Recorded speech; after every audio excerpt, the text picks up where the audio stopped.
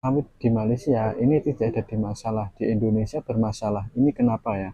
Padahal sama-sama sawit, tapi hasilnya beda total. Aku kerja di Malaysia selama 2 tahun ya. Aku lihat sendiri sawit di sini itu tidak banyak masalah seperti di Indonesia. Kalau di Indonesia ya. Kenapa Barat dengki sangat sampai sanggup nak boykot sawit Malaysia? Ini fakta sebenar. During the 70s, Malaysia just start a lot of palm oil estate. Then start asking questions. I say, what is the strength weakness in Malaysia? What is strength weakness in Indonesia? Oh, Indonesia strength, land available, labor is cheaper than Malaysia, market is bigger. What is the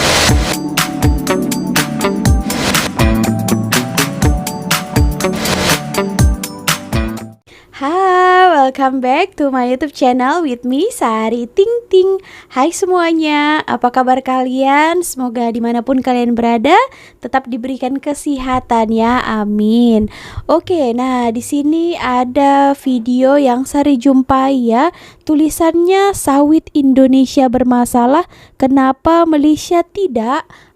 Nanti kita tengok apa yang jawabannya, apa yang dikasih tahu orang Indonesia ini, dan masih berpelik-pelik ya. Di sini saya tengok orang Indonesia rasa aneh. Kenapa ya kita ini sawit terbesar di dunia, tapi kenapa minyak masak, minyak goreng di negara Malaysia ini lebih murah daripada di Indonesia ya.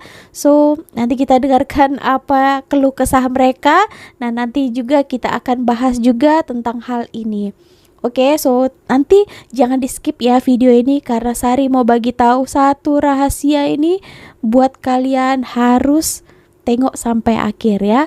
So langsung saja, kita ke videonya. Sawit di Malaysia ini tidak jadi masalah, di Indonesia bermasalah. Ini kenapa ya? Padahal sama-sama sawit, tapi hasilnya beda total. Aku kerja di Malaysia selama 2 tahun ya. Aku lihat sendiri sawit di sini itu tidak banyak masalah seperti di Indonesia. Kalau di Indonesia ya kabut asap lah, ya penebangan liar ya longsor, banjir, macam-macam. Di sini tebang satu pohon, ganti satu pohon. Ada sanksi, ada denda, jelas. Jadi 1 hektar pohon sawit itu ada sertifikatnya. Di Indonesia itu sebenarnya ada sertifikatnya, cuma 60% saja. Dan lagi, kalau di Indonesia menebang pohon itu tidak ada diganti. Jadi nebang pohon ya udah kan tebang aja. Siapa yang mau tanam, siapa yang mau ganti. Kalau di sini tebang satu pohon mesti ganti satu pohon. 1 hektar mesti ada sertifikat. Indonesia cuma 60% saja. Dan faktanya di Malaysia ini lahan sawit itu 5,9 juta hektar. Ini 100% sertifikat ya kan, terverifikasi. Di Indonesia itu lahan sawit 14,9 juta hektar, dan yang tersertifikasi itu cuma 60% saja. Di data 2024 saja akibat lahan sawit itu sudah 1.200 kasus banjir, 600 lebih kasus longsor, belum lagi kasus lain. Jadi kalau di Malaysia sawit itu rezeki, di Indonesia jadi masalah. Dan ini bukan salah sawitnya, tapi salah sistemnya. Pengelola ya. Kalian juga tinggal di kawasan dekat kebun sawit tidak? Coba komennya. Oke, nah tadi itu kita bahas juga ya, sawit di Indonesia bermasalah, kenapa Malaysia tidak. Nah tadi itu bagus sangat ya penjelasan abang ini, walaupun dia bekerja di Malaysia, tapi nampak dia mencari info dan berpelajaran lah ya. Tadi tuh katanya ya, kenapa di Indonesia selalu banjir ya, longsor, berasap ya, itu ulah pemerintah sendiri ya. Betul, ulah oknum yang suka sangat buat sistem-sistem ataupun sesuka hati mereka ya. Tapi kalau di Malaysia tadi itu semuanya itu kena terarah ya. Ditebang saja pohon, kena ada penggantinya, katanya gitu. Guys, pernah bandingin gak harga minyak goreng di Indonesia dan Malaysia? Kedua negara ini sama-sama negara penghasil sawit terbesar. Tapi harga minyak goreng di Malaysia cuma 9.200. Padahal Indonesia merupakan produsen minyak sawit terbesar di dunia. Lah kok bisa? Indonesia memiliki lebih dari 16 juta hektar perkebunan sawit. Sedangkan Malaysia hanya sekitar 5,7 hektar. Namun harga minyak goreng subsidi di Malaysia hanya sekitar 2 ringgit 50 sen. atau setara 9.200 sampai 10.000 per kilogram. Sebaliknya, harga minyak kita di Indonesia ditetapkan 15.700 per liter. Bahkan di beberapa daerah sering dijual di atas harga yang telah ditentukan pemerintah. Perbedaan ini memunculkan pertanyaan di tengah masyarakat, mengapa negara dengan sumber daya sawit yang jauh lebih besar justru memiliki harga minyak goreng yang lebih tinggi? Apakah persoalannya terletak pada kebijakan subsidi, tata kelola distribusi, pengawasan pasar, atau efisien rantai pasok dari perkebunan hingga ke tangan konsumen? Malaysia dikenal menerapkan sistem subsidi yang lebih terarah dan pengawasan harga yang ketat, intervensi pemerintah, sehingga masyarakat dapat memperoleh minyak goreng dengan harga terjangkau. Sedangkan Indonesia masih menghadapi berbagai tantangan dalam menjaga stabilitas harga pasar. Karena itu, yang perlu dijawab bukan hanya seberapa luas perkebunan sawit Indonesia, tapi mengapa kekayaan sumber daya tersebut belum sepenuhnya tercermin dalam harga yang lebih murah bagi rakyat. Gimana menurut rekan-rekan? Indonesia dan Malaysia sama-sama negara penghasil sawit terbesar. Harga minyak goreng di Malaysia cuma 9.200. Kenapa bisa harga minyak di Malaysia itu jauh lebih murah daripada di Indonesia, teman-teman? Sementara Indonesia itu adalah penghasil minyak sawit terbesar di dunia. Itu Malaysia itu hanya setengahnya, teman-teman. Kalau Indonesia itu 45 juta ton metrik CPO per tahunnya. Sementara Malaysia itu hanya 18, teman-teman. Nah, tetapi kenapa di sana lebih murah? Nah, jangan-jangan pengusaha sawit di Indonesia itu adalah orang-orang Malaysia, teman-teman, sehingga mereka lebih murah di sana. Di Indonesia, kebun sawit tuh melimpah. Tapi kenapa minyak goreng makin lama makin mahal? Kebun sawit luas, tapi kita kena getahnya, kata Sugiono. Sawit adalah anugerah, kata si Wowo. Malaysia dibandingkan Indonesia, lebih banyak Indonesia lagi sawit deh. Petronas Malaysia dah buka 60 cabang kat Brazil. Pertamina Indonesia. Ngapa? Kau nak nyalakan apa? Begitu. Nah, pertanyaannya kenapa lagi ya? Kenapa semuanya lebih murah di Malaysia berbanding di Indonesia? Nah, di sini dalam konteks minyak goreng, minyak masak ya. Kenapa di Malaysia itu yang minyak subsidi itu RM2.50 saja. Nah, ini khusus yang untuk rakyat Malaysia ya. Kenapa di Indonesia itu harganya lebih mahal ya? Walaupun mungkin ada juga subsidi daripada pemerintah Indonesia, pun harga yang ditentukan itu 15.000 ya. Wow. Hampir 2 kali lipat ya, tak sampai sebenarnya. Kenapa mahal ya? Bahkan di beberapa tempat juga di Indonesia tuh ada peniaga yang meninggikan sampai harganya itu melonjak naik ya, tak ikut harga pasaran. Nah, kenapa ya? Pertanyaan rakyat Indonesia, kita ini punya kelapa sawit terbesar di dunia, tapi macam rakyat sendiri menikmati harga yang mahal ya, tak dinikmati untuk rakyat Indonesia sendiri. Nah, itu menjadi pertanyaan besar. Kenapa Malaysia boleh, kenapa Indonesia tak bisa, gitulah intinya ya. Oke, nah tadi juga tertarik Sari ada membahas, tadi ada Bapak itu cakapkan, apakah sawit di Indonesia ini punyanya Malaysia? Nah, menurut yang Sari tahu ya, sebagian daripada sawit di Indonesia itu punya syarikat daripada Malaysia. Nah, kita tengok dulu, kita bacakan ini info yang Sari dapatkan. Sawit Indonesia milik Malaysia. Nah, ini pertanyaannya ya. Jawabannya tidak ya. Indonesia adalah produsen sawit terbesar di dunia, namun sebagian lahan dan kontrol harga diatur oleh perusahaan Malaysia ataupun syarikat Malaysia. Nah, inilah yang itu hari Bapak Prabowo pidatonya itu katanya kita tak mau lagi diatur oleh negara luar, kata. Saya instruksikan kabinet saya, rumuskan harga nikel, harga emas, harga semua tambang kita, harga semua komoditas harus ditentukan di negara kita sendiri. Nikel kita ditentukan harganya oleh negara lain. Tidak boleh. Nggak mau beli, ya nggak apa-apa. Biar aja itu di bawah tanah untuk cucu kita nanti. Hanya berarti itu dia cakap syarikat daripada Malaysia lah ya.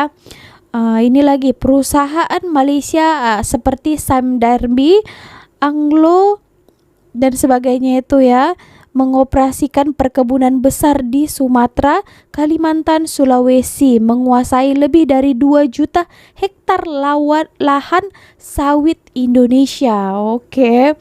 Harga CPO dunia ditentukan oleh Bursa Malaysia yang menggunakan mata uang ringgit, sehingga harga di Indonesia sangat dipengaruhi oleh pasar. Oh, dipengaruhi oleh ringgit. Nah, itulah kenapa ya makin mahal, disebabkan lagilah sekarang ringgit tengah menguat, rupiah tengah jatuhnya. Jadi makin mahal lah ya apa di sana minyak goreng itu. Oke.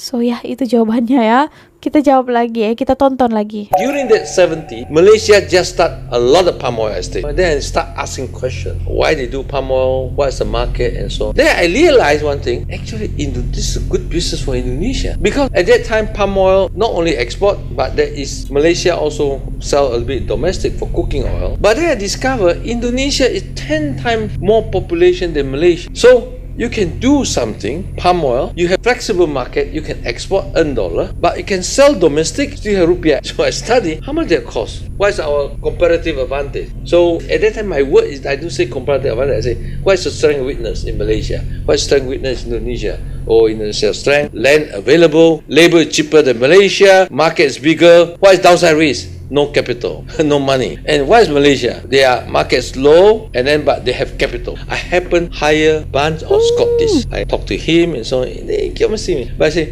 how you can get the money? I say, I find a new opportunity because World Bank want to support Indonesia to build up community plantation and so on, helping smallholder and so on. I think you can make use the opportunity. I can access to the loan. So the World Bank want to help smallholder, but at the same time they also give incentive for developer. Have some at least a nuclear estate, so you have some core. Then you develop. We go through the scheme 60-40. 60% for smallholder, we keep 40%. So that's how I start my palm oil.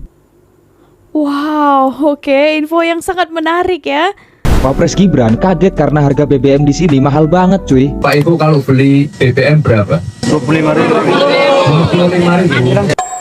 Mahalnya. Jadi Wakil Presiden Gibran baru aja dibikin kaget pas dengar keluhan warga di Ampang, NTT. Di saat rata-rata harga Pertalite di daerah lain cuma 15 ribuan per liter, di sana harganya melesat sampai 25.000, cuy.